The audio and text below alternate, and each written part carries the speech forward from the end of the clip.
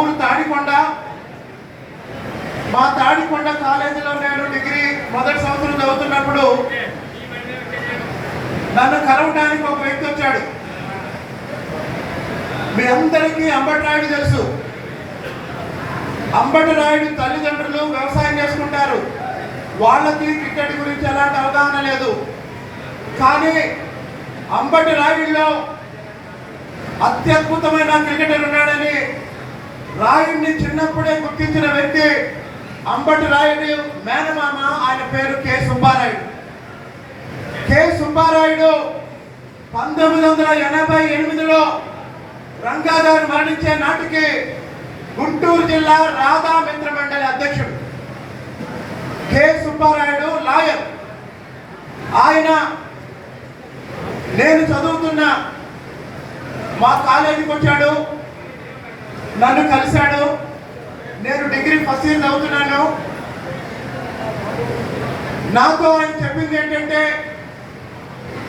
నా పేరు కె సుబ్బారాయుడు, నేను గుంటూరు జిల్లా రాధా మిత్ర మండలి అధ్యక్షుడిని, గుంటూరులో లాయర్ని. వంగవీటి మోహన్ రంగా గారు నన్ను పంపించారు మీ దగ్గరికి. ఎందుకు అంటే, వంగవీటి మోహన్ రంగారావు గారు అంతకుముందు రాధా గారు వాళ్ళు కులం కోసం రాజకీయాల్లోకి రాలేదు, వాళ్ళు ఒక వర్గం కోసం రాజకీయాల్లోకి రాలేదు. పేద ప్రజల కోసం, వాళ్ళని నమ్మిన వాళ్ళ కోసం కాపాడుకోవడం కోసం రాజకీయాల్లోకి వచ్చారు. కానీ కొన్ని సంఘటనల తర్వాత విజయవాడ రాజకీయాలు రెండు కులాల మధ్య రాజకీయాలుగా మారిపోయాయి.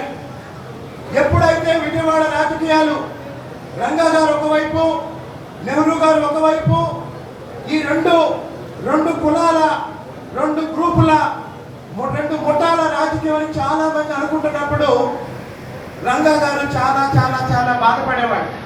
ఎందుకు అంటే, నేను ఇంతకు ముందే చెప్పినట్టు ఆయన ఒక కులం కోసమో లేకపోతే ఒక వర్గం కోసమో రాజకీయాల్లోకి వచ్చిన వ్యక్తి కాదు.